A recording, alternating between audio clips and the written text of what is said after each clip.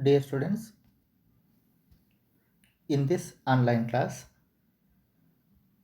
we are going to learn risks involved in e-business.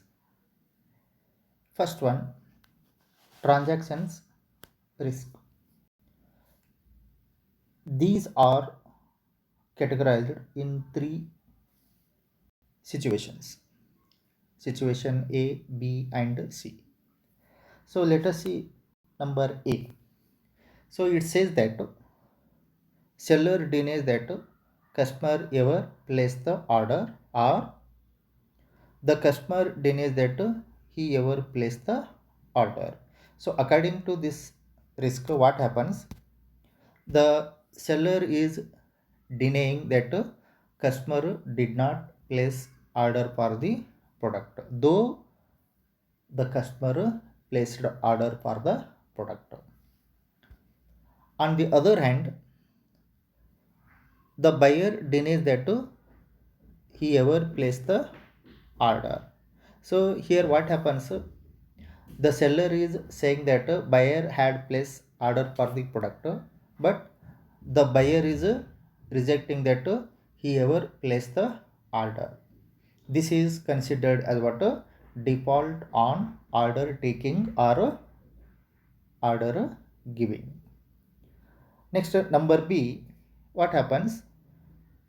The intended delivery does not take place. That means while placing the order by the customer through online, what happens? The seller promises that the particular day on which he is going to deliver the product to the doors of the buyer. But what happens due to some technical reasons or sometimes a transportation problem, the seller may not able to deliver the particular date on which he promised to deliver goods to the buyer. That is one thing. And also goods are delivered at a wrong address. So buyer given one address, but the seller delivered another address. So that is. And again, you may also note here, goods other than order may be delivered. For instance, what happened? The buyer placed order for product A, but seller delivered product B. So that is what mismatching. So this is considered what default on a delivery. Next, number C, what happens?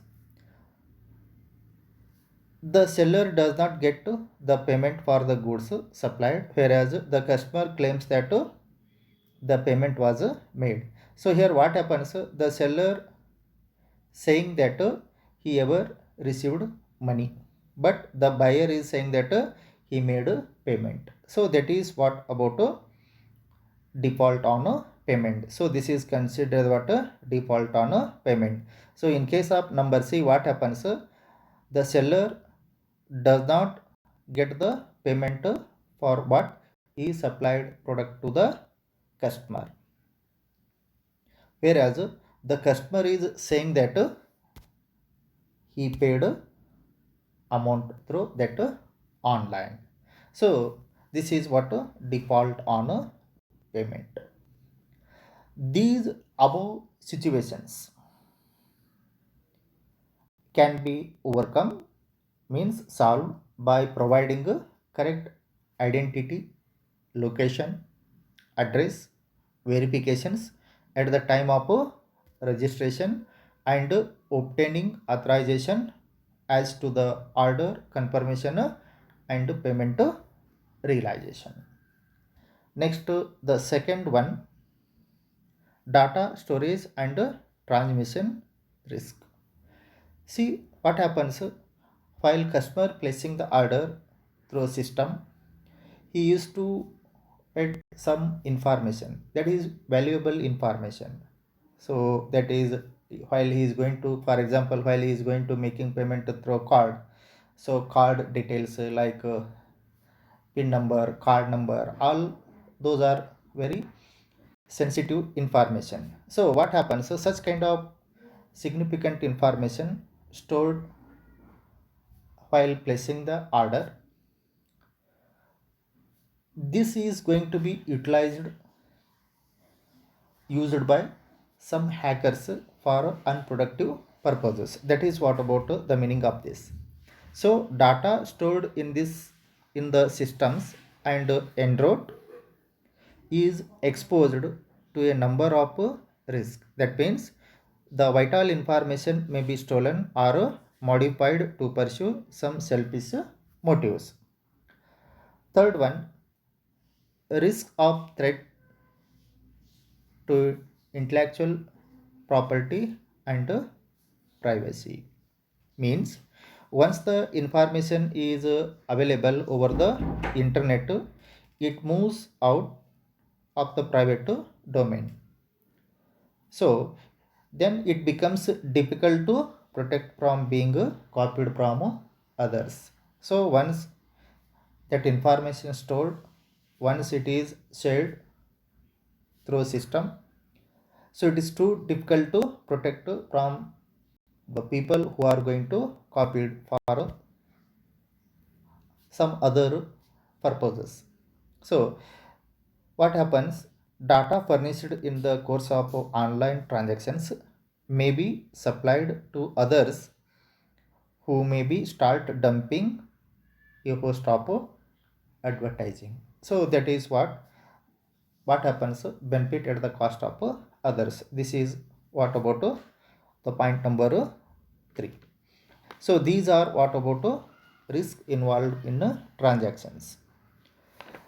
Next we are going to take study next concept in the same chapter, that is emerging modes of business. In this chapter, next concept here it is outsourcing. So outsourcing means an organization using some source from a outside agency in which it is not perfect. Means in this outsourcing, what a business organization is going to do, that it is going to concentrating on its main activities. Those are called as what core activities, and sub activities are secondary activities. These activities are going to hand over to third party for some consideration. So that is what we can call it as a outsourcing. This is also technically called as a business process outsourcing. See here the meaning is given. Outsourcing refers to a long term contracting out, generally the non-core and apply even some of the core activities to third party specialists with a view to benefiting from their experience, expertise, efficiency, and even the investment. That means it is a practice of sending certain job functions outside a company instead of handling them in house. This is because of to reduce the cost and improving the quality of service or the efficiency. That is what the purpose of this outsourcing. So next we are going to study what are the features of this outsourcing. So outsourcing has some features. So the first one, outsourcing involves contracting out. That means, for example, many organizations, many enterprises, what they are doing, they used to start outsourcing some activities to third party, means a private agency.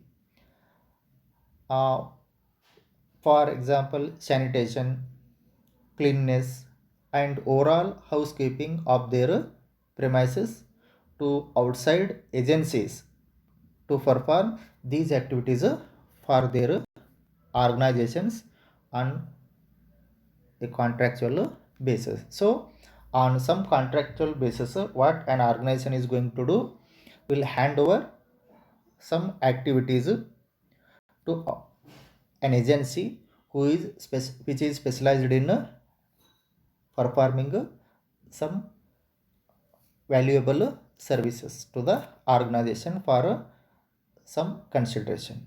That is what about the first one. Outsourcing involve contracting out, means contracting some task to some agency for some work. That is the first one.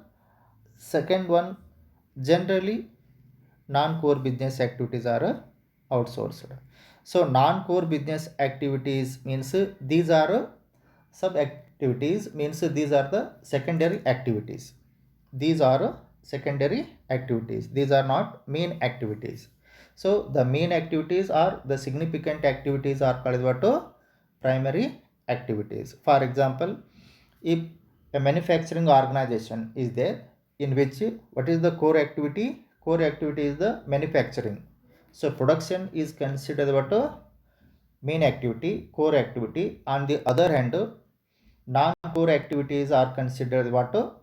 Recruitment, selection, or advertising of products, or sanitation, then cleanness, that is swayage. So these even we can consider what? Security. All these are considered as what? Secondary activities or non-core activities. So what happens in case of the second feature, non-core business activities are outsourced? So here every organization handles main or primary activities by itself, and sub functions are hand over to other expert agencies from some consideration, means some monetary consideration. So these activities may be the security, or it may be the sanitation, or it may be the cleanliness. So that is what about the second feature. The third one coming about, processes may be outsourced at a captive unit or a third party. So here what happens, due to multinational concept, holding company or subsidiary companies, what happens, an organization is supposed to handle many activities: purchase activity, production activity, marketing activity, finance activity, accounts activities. So like that various activities are going to handle by an organization. So here organization is going to get quality service from the employees, or it has to use a quality technology, means advanced technology to survive in the competitive world. So that's why there are many activities such as recruitment, selection, training, payroll, that is human resource accounting, accounts receivable, accounts payable, customer support services. These are common to all subsidiaries operating in different countries. So companies have started increasingly outsourcing one or more their process, which can be more effectively and efficiently carried out by others. So these are what about some of the features of outsourcing. So in our next class, the other aspects are going to continue of this chapter. Thank you.